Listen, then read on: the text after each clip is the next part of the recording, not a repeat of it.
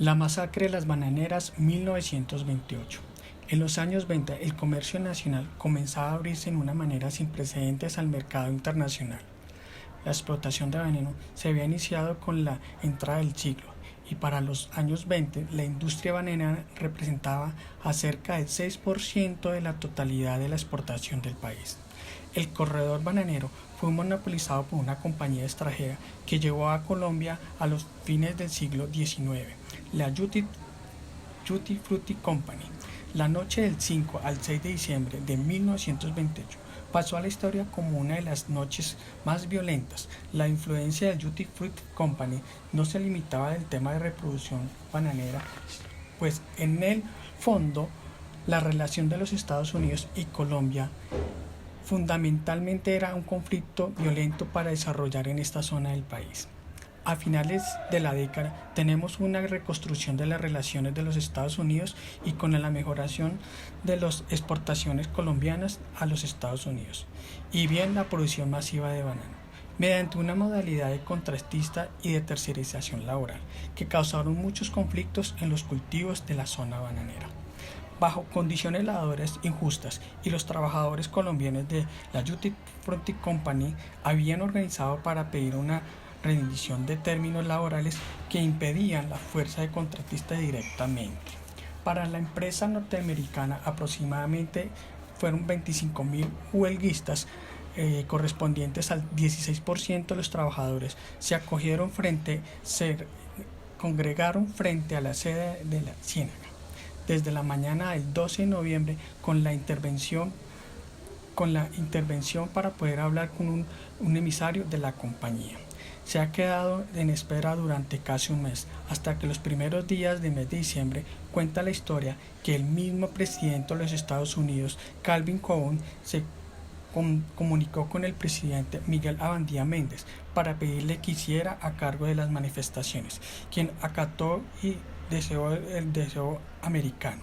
La noche del 5 de diciembre, el gobernador de Magdalena, Núñez Roca, emitió un decreto en el que exigía a las fuerzas militares dispersar las huelgas.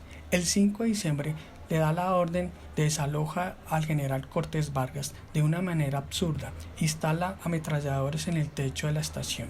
Dieron 5 minutos para desalojar la plaza y a los 5 minutos empezaron a disparar. Así fue como los soldados del ejército colombiano hicieron fuego contra los miles de manifestantes, dejando un número de muertos que hasta el día de hoy no es incalculable. Los periódicos de la época y las versiones oficiales del ejército hablaban de 20 muertos, después las cifras se fueron incrementando a 200 y tiempo después las cifras de los testigos y los testimonios de los sobrevivientes rondaban de los 1000. Se resalta que fueron más o menos 15.000, que se oculta la verdad a la población y empieza la leyenda de la masacre de las bananeras. La huelga de los bananeras se considera un caso emblemático del movimiento obrero del país. Tal vez no exista en la historia del país un hecho tan doloroso y al mismo tiempo tan sometido a los vaivenes de la ficción como lo ocurrido en la noche entre el 5 y 6 de diciembre de 1928 en Ciénaga Magdalena. Después de casi un mes de huelga de los 10.000 trabajadores de la Jutti Frutti Company, corrió el rumor de que el gobernador de Magdalena se entrevistaría con ellos en la estación del tren de Ciénaga. Era un alivio para los huelguistas, pues no había recibido del gobierno conservador sino amenazas y ninguna respuesta positiva de la multinacional. Esta, que había llegado a Colombia en 1899, utilizaba el sistema subcontratistas, por lo que se lavaba las manos ante las peticiones obreras, como había ocurrido en ocasiones anteriores. Los 9 puntos del pliego petitorio reflejaban más que un programa revolucionario, la escasa legislación laboral vigente. Con todo fueron ignorados, salvo en el momento simbólico de escoger el número de muertos reconocidos oficialmente. El clima en la zona bananera estuvo más cálido que de costumbre, el 11 de noviembre en que se lanzó la huelga, la segunda luego del intento de 4 años antes. Desde el principio hubo brotes de violencia de todos los lados, obreros, agentes de la UNITID y Fuerzas Armadas, pero no pasaban de escaramuzas aisladas. Por eso, huelguistas acudieron a la masa de la estación de Ciénaga al encuentro con el primer funcionario gubernamental, que se dignaba a hablar con ellos. Como no llegaban, los ánimos se fueron exasperando, tanto entre manifestantes como entre soldados emplazados en el sitio. En este punto del encuentro, cuando la ficción reemplazaba los vacíos de la memoria, que los soldados estaban bebidos, que los trabajadores también, que algunos gritaron consignas patriotas, que no, que vociferaban agresivamente abajo de la multinacional y el gobierno, que desconocieron la orden del desalojo, que nunca hubo, que la primera bala no la dispararon los militares que murieron, muchos, que fueron cientos, que no miles, que los llevaban en trenes al mar, en fin, fue la masacre preparada, no que fue resultado de las circunstancias. Lo ocurrido también sigue sumido en las brumas del recuerdo, pero las proyecciones históricas son más claras. Ante la respuesta brutal del gobierno que los trabajadores imaginaban protector de los derechos laborales, se produce la desbandada y una rápida negociación que incluso recorta por mitad los salarios. La indignación obrera se estrelló contra doble muralla que le impidió sacar frutos de la aciaga experiencia.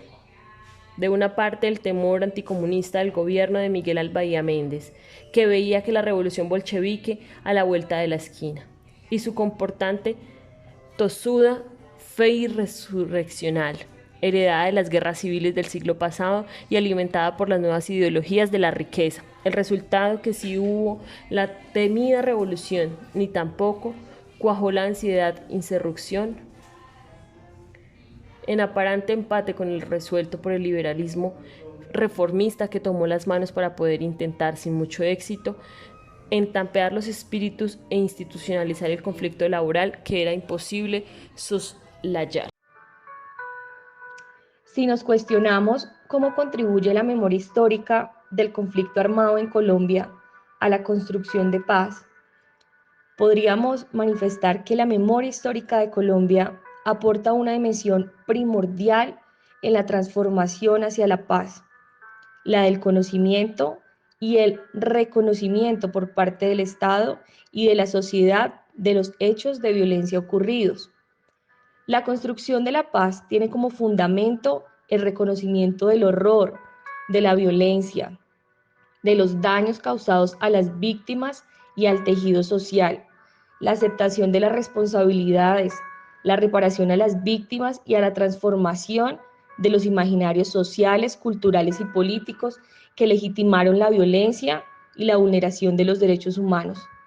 Asimismo, como a la profundización de una justicia restaurativa que permita rehacer los vínculos sociales y la convivencia pacífica, cambiando de esta manera el ciclo de odios y represalias que han fomentado el conflicto armado en Colombia.